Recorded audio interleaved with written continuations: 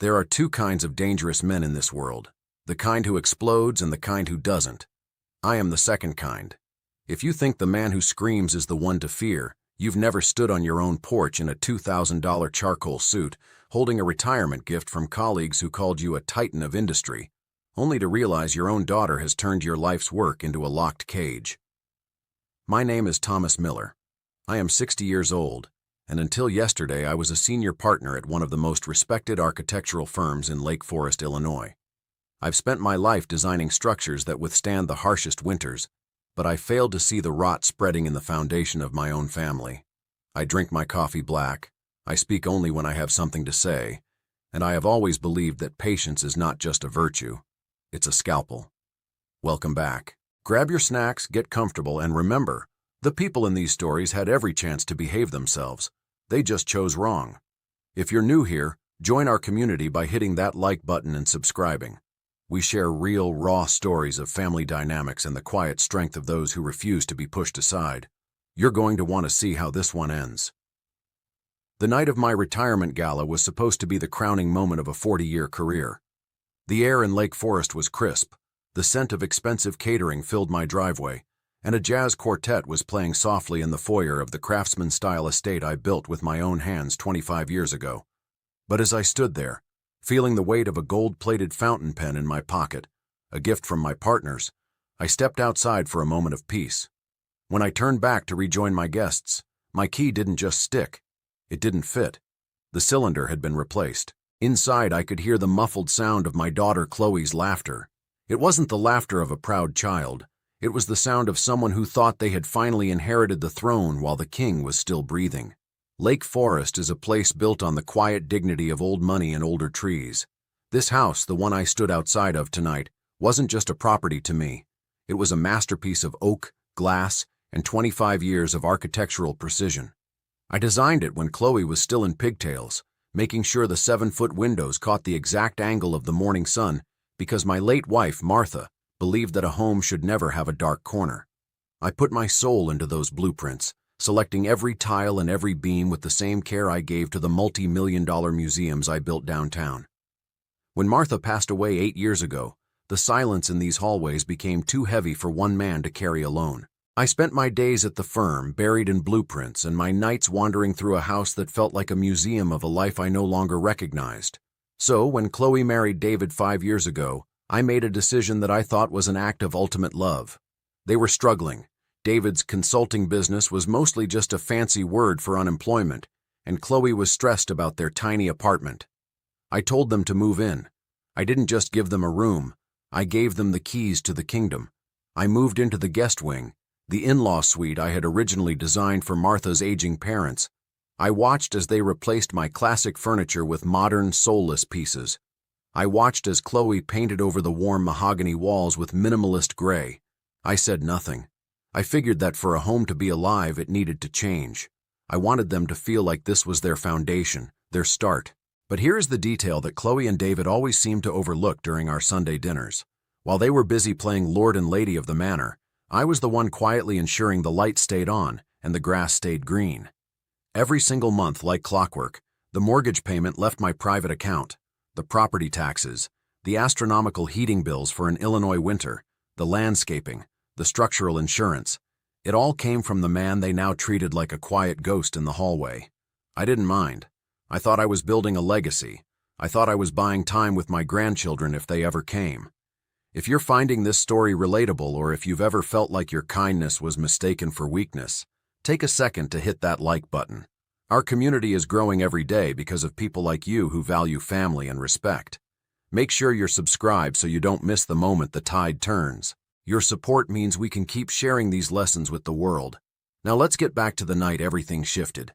Over the last 2 years, the guest feeling became more pronounced. It started with David suggesting I park my car on the street so his clients could use the driveway.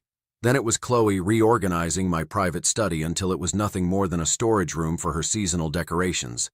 They stopped asking me if I wanted dinner. They just left a plate in the microwave. They began talking about the house as if I was merely a long-term tenant whose lease was nearing its end. They mistook my silence for senility. They thought because I didn't complain about the cold coffee or the missing mail, I wasn't paying attention. What they forgot was that an architect doesn't just look at the walls, he looks at the foundation, and I had been watching theirs crumble for a long, long time. The Miller estate was glowing that evening. I had designed the exterior lighting to be subtle, a warm amber wash that highlighted the texture of the hand-cut stone and the steep, elegant gables of the roof. To any passerby on Briarwood Lane, it looked like the setting of a classic American success story, and in many ways it was. 40 years of blueprints, late-night revisions, and navigating city council meetings had led to this. My firm, Miller & Associates, was responsible for half the skyline in downtown Chicago. But this house, this was my masterpiece. Inside, the jazz quartet I'd hired was tucked into the corner of the great room, playing a low, rhythmic bass line that anchored the chatter of 150 guests. These were people I had known for decades, partners I'd bled and sweated with over tight deadlines, city planners who respected my word like law, and young architects I'd mentored who still looked at me with a mixture of awe and fear.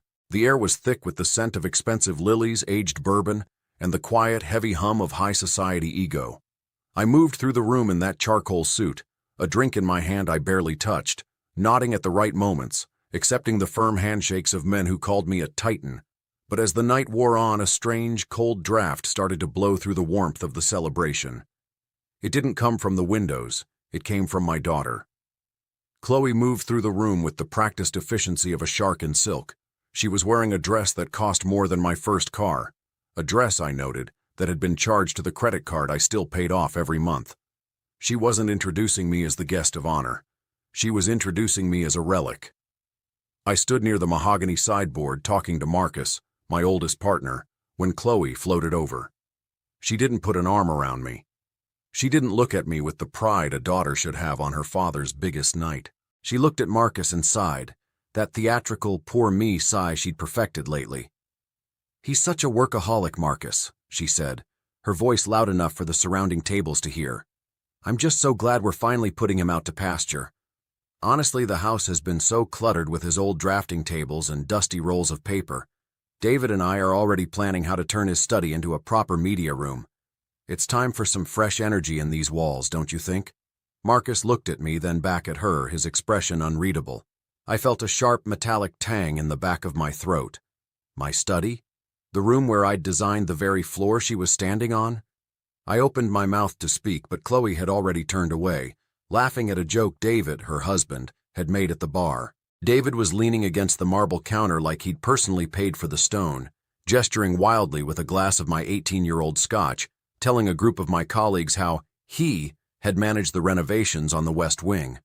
If you've ever sat at your own table and felt like a ghost, or if you've watched someone take credit for the house you built while you were still standing in it, then you know exactly how that scotch tasted.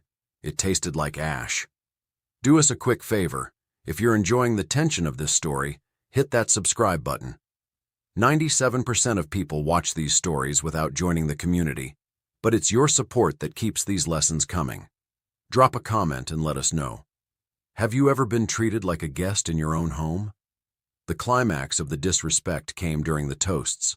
I expected Chloe to say something about her mother, or perhaps about the years I spent working 2 jobs to ensure her private school tuition was never late. Instead, she took the microphone with a grin that didn't reach her eyes. "To my dad," she began, the room going quiet. "The man who spent 40 years obsessed with straight lines. We're so happy he's finally retiring, because honestly, keeping up with his architectural standards in this house has been a full-time job for David and me. We've spent the last month quietly updating things while he was at the office. Here's to a quiet retirement in a much smaller and simpler environment." There was a scattered, nervous laugh from the back of the room. My partners looked at their shoes. I felt the gold-plated fountain pen in my pocket, the gift from the firm, and my fingers tightened around it. She wasn't just announcing my retirement. She was announcing my eviction from her life's narrative. She had spent the evening performing the role of the benevolent caretaker, painting a picture of a father who was slowing down, getting confused, and ready for a simpler life. As the jazz quartet started up again, I realized that for the last 6 months I hadn't been living with my daughter. I had been living with a squatter who was waiting for the owner to die. I needed air. I stepped toward the French doors that led to the veranda, needing to feel the Illinois night chill to remind myself I was still alive, still sharp, and still the man who designed this entire world. I didn't know that when those doors clicked shut behind me, the locks would be the least of my problems. The night air in Lake Forest has a way of sharpening the senses. As I walked Marcus, my oldest friend and now former partner, to his silver sedan, the gravel crunched under my Italian loafers with a sound that felt oddly final. We exchanged a few words about the firm's future, a handclasp that meant more than any speech, and I watched his taillights fade into the mist of the Illinois night. I stood there for a moment, taking a deep breath of the cold air, feeling the weight of the gold pen in my pocket, the only thing I had left of a 40-year career. I turned back toward the house. My house. The one I had drafted on vellum paper before Chloe was even a thought. I reached into my pocket, my fingers brushing against the heavy brass key I'd carried for 25 years. It was more than a tool. It was a symbol of ownership, a piece of my identity. I slid it into the lock, expecting the familiar smooth click of the tumbler. The key didn't turn. I tried again, thinking perhaps the cold had contracted the metal. I jiggled it, applied a bit more pressure, then a lot more. Nothing. It felt like trying to fit a square peg into a round hole. I looked closer. In the dim amber glow of the porch light, I saw it. The hardware was different. The classic brass plate had been replaced by a sleek, modern smart lock, the kind that glows with a cold blue light. I didn't panic. I didn't hammer on the door like a madman. I stood there for 4 full seconds. I counted them, much like a man counts the seconds after a lightning strike, waiting for the thunder. 1, 2, 3, 4. Then, the small speaker above the door crackled. It was the Ring camera system I had paid for last summer. Chloe's voice came through, but it didn't sound like my daughter. It sounded like a landlord delivering an eviction notice to a tenant they'd never liked. "Dad, you really shouldn't have gone outside," she said. Her voice was flat, devoid of the warmth she'd used during the toast just 20 minutes ago. "It makes this so much more awkward for everyone. David and I talked about it, and we decided it's best if we just start the new era tonight." "Chloe, open the door," I said, my voice steady, professional. The voice of a man who has negotiated city contracts worth millions. "My guests are still inside. My life is inside. Your guests are being told you had a sudden fatigue and retired early to your new place," she replied. I could hear the sound of a champagne cork popping in the background. "We've already moved your essential bags to the SUV. David left the keys on the tire. There's a lovely, modest apartment in the city, near the park, just like you always said you liked. The lease is in your name, and the first month is covered." I looked through the sidelight window. I could see the silhouette of David, my son-in-law, standing about 4 feet back from the door. He had his hands in his pockets, his eyes scanning the foyer like a security guard who'd been told to look casual but stay alert. He wouldn't look at me. He just stood there, a silent accomplice to the theft of a man's dignity. It was exactly like a window being quietly shut from the inside. No slap, no scream, just the muffled sound of a life being locked away. If you're sitting there wondering how a child could do this to the person who built their world, or if you've ever felt the cold sting of betrayal from your own blood, do us a favor. Hit that like button and subscribe. Our community is built on these stories, the real, raw truths of family loyalty and what happens when it breaks. Join the 3% who actually subscribe and help us keep the light on. Now let's get back to that porch. "A modest apartment, Chloe?" I asked, my voice barely above a whisper. "I built this foundation with my own hands. I paid for the very floor you're standing on. I pay the mortgage every single month." "Actually, Dad," she interrupted, and I could practically hear the smirk. "We looked at the paperwork you left in the study. You haven't been paying the mortgage. You've been transferring gifts to our joint account, which we then used for the house. Legally, it looks a lot like we're the primary residents and you're just staying here. Besides, you're 60. You're retired. You don't need 5 bedrooms and a view of the lake. You need simplicity. That's what you told everyone tonight, right? That you were ready to let go?" She was using my own words as a weapon. She had taken my grace, my silence, and my desire to see her succeed, and she had twisted them into a narrative of senility and obsolescence. I looked at the house one last time. I could see the shadows of my former colleagues through the frosted glass of the dining room, laughing, eating the food I bought, celebrating a man who was currently being frozen out of his own life. I could have made a scene. I could have found a heavy stone from the landscaping and shattered the glass. I could have screamed until the neighbors called the police, But as I said before, there are two kinds of dangerous men. I turned around and walked down the steps. I didn't look back. I found my SUV parked at the end of the long driveway. True to her word, the keys were sitting on top of the rear tire. I got in, the leather seat cold against my back, and I sat there. I didn't start the engine. I just watched the house. From the outside, it was a picture of perfection. The lights were warm, the music was faint, and it looked like the home of a happy, successful family. Chloe and David thought they had won. They thought they had successfully managed the old man and secured their future. What they forgot, what they completely and utterly failed to realize, was that an architect knows where the hidden supports are. An architect knows that if you pull the right string, the whole structure comes down. I opened my phone. I didn't call Chloe. I didn't call the police. I opened my banking app, the one tied to the private trust that funded the gifts she mentioned. I looked at the scheduled payments for the mortgage, the utilities, the landscaping, and the astronomical insurance policy for the Miller estate. I hovered my thumb over the cancel all button. Nothing continues until we're honest, I whispered to the empty car, and the clock just stopped. The interior of my SUV was silent, a stark contrast to the thumping bass of the jazz quartet still echoing from inside the house. I sat there, the leather seat cold beneath me, watching the warm amber glow of the Miller estate through the windshield. Most men in my position would have been out of that car in a heartbeat. They would have been pounding on those new mahogany doors, screaming for an explanation, perhaps even calling the Lake Forest police to report a lockout. They would have made it about their feelings, their hurt, and their ego. But as I've told you, I am not most men. I've spent 40 years as an architect, and if that profession teaches you anything, it's that when a structure is compromised, you don't stand under the falling debris and shout at it. You step back, you find the blueprints, and you identify the exact point where the load-bearing support fails. I looked at the house, my masterpiece, and I didn't see a home anymore. I saw a series of expenses. I saw a monthly mortgage payment of $4,000. I saw a landscaping bill that kept those manicured lawns looking like a golf course. I saw the premium insurance policy that protected the hand-carved stone and the custom glass. Chloe and David thought they had locked me out of a building. They forgot that they had actually locked themselves inside a liability.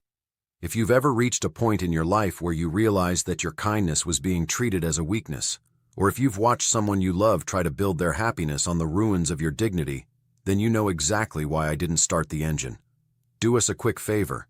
If this story is resonating with you, join our community by hitting that like button and subscribing.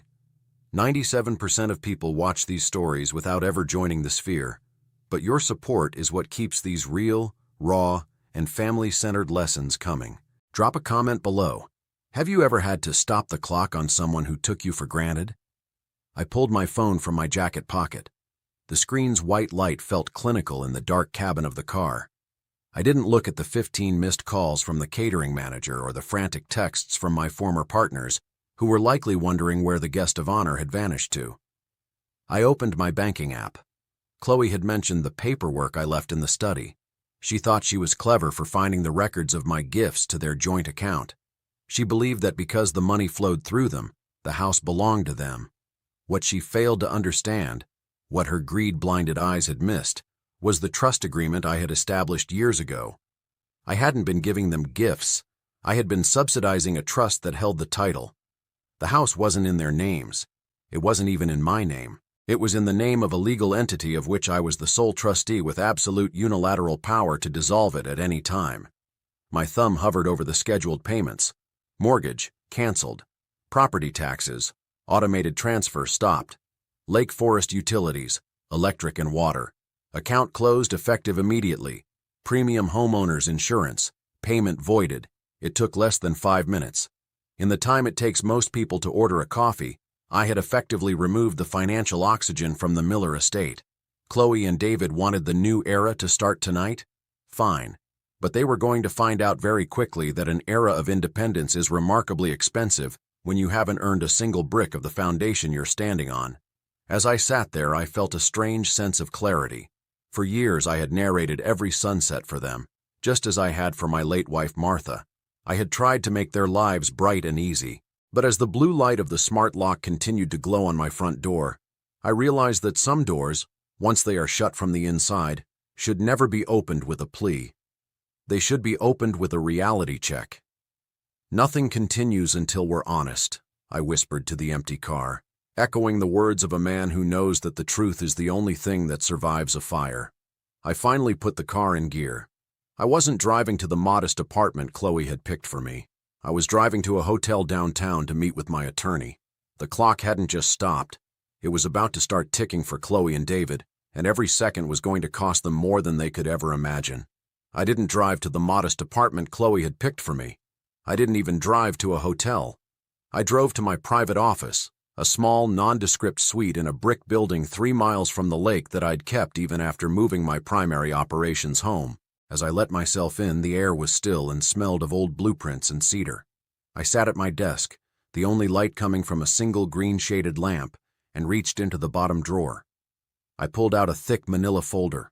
My father, a man of few words and even fewer apologies, used to tell me that a man who raises his voice has already lost the argument. I have carried that philosophy through 40 years of architectural disputes and city council battles. But for the last 6 months, I had been applying that same clinical detached observation to my own daughter. You see, evidence doesn't care about your history or your feelings. It doesn't care about the 31 years of Saturday morning pancakes or the way I held Chloe's hand when she was afraid of the dark.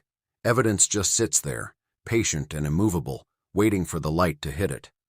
I opened the folder. The first item was a printed transcript of a phone call I'd recorded 4 months ago with my bank's regional manager, an old friend named Gerald.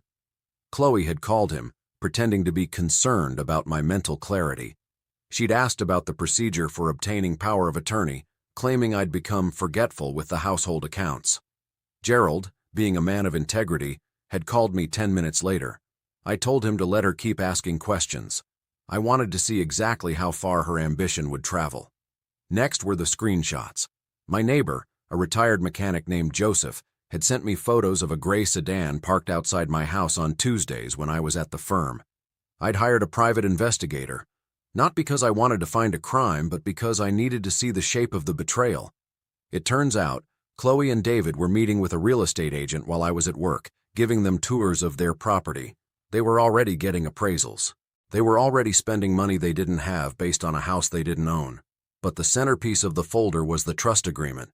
This is where Chloe's arrogance became her downfall. She found the records of my gifts to their joint account and assumed that because she saw the money flowing in, she controlled the source. What her greed-blinded eyes had missed was the Miller Family Revocable Trust. I hadn't been giving them gifts to pay the mortgage. I had been funding a trust that held the title. The house wasn't in their names, it wasn't even in my name. It was in the name of a legal entity of which I was the sole trustee with absolute unilateral power to dissolve it at any time. If you've ever sat in the dark and realized that the person you'd give your life for is busy counting your coins, then you know the weight of this folder. It's not just paper. It's a record of a heartbreaking, one document at a time. Do us a quick favor. If you're finding this lesson in patience valuable, hit that like button and subscribe. 97% of people watch these stories without joining the community, but it's your support that allows us to keep the light on for these raw truths. Drop a comment below. Have you ever had to document someone's betrayal just to protect your own life? The most damning piece of evidence was a draft of a letter I found in my study, the room Chloe so desperately wanted to turn into a media room. It was written in Chloe's handwriting, addressed to a luxury assisted living facility in the city. In it, she described me as increasingly combative, socially withdrawn, and unable to manage the complexities of a large estate. She was building a case to have me committed, or at least sidelined, so she could clear the path to the deed. She thought I was boring. She thought that because I liked the History Channel and went to bed at 9:30, I was a relic that could be easily shelved. She mistook my contentment for obsolescence. What she didn't realize was that while she was playing a game of checkers, I was the one who had designed the board, the table, and the room we were sitting in. I spent the rest of the night transcribing my notes into a formal legal notice. I documented the dates, the witnesses, and the exact words she had used to humiliate me during the gala. I didn't do it out of anger. I did it out of necessity. As an architect, when you find a load-bearing wall has been sabotaged, you don't argue with the wood. You replace it. By 4 a.m., the file was complete, 12 pages of documented arrogance. A timeline of a daughter who had forgotten that the man who built the house always knows where the secret doors are. I put the folder in my briefcase, the old leather one that has been through 1,000 battles. I wasn't just a father anymore. I was the architect of her reality check. Chloe and David were currently inside the Miller estate, likely drinking my wine and celebrating their new era. They had no idea that the utilities were already being cut, the mortgage was being pulled, and the man they thought they'd locked out was actually the one holding the only key that mattered. The morning sun over Lake Forest was clinical, bright, cold, and entirely unforgiving. It hit the dew on the manicured lawn of the Miller estate, making the grass look like a field of shattered glass. I pulled into the driveway at exactly 9 a.m. I wasn't alone. In the passenger seat sat Marcus Thorne, my attorney, and the man who had helped me draft the very trust Chloe thought she had circumvented. We didn't need to break a window. We didn't need to shout. I simply walked up to the door, the one with the blue glowing smart lock, and stood there. Amazing what confidence does.